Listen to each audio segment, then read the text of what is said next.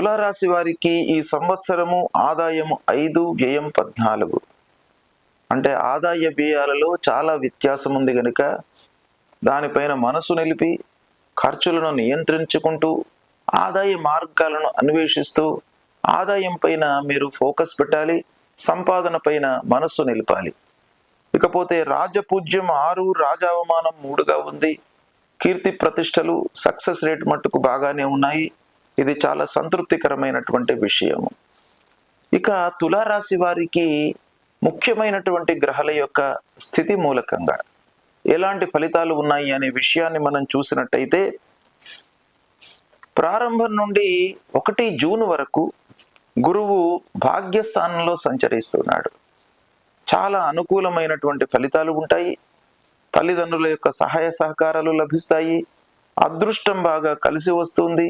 మంచి పనులను మీరు చేసేటువంటి అవకాశాలు ఉన్నాయి.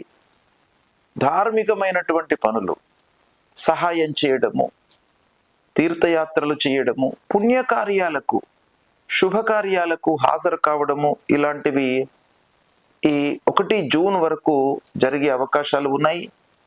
ఈ సమయంలో పెద్దల యొక్క సహాయ సహకారం కూడాను మీకు బాగా లభిస్తుంది.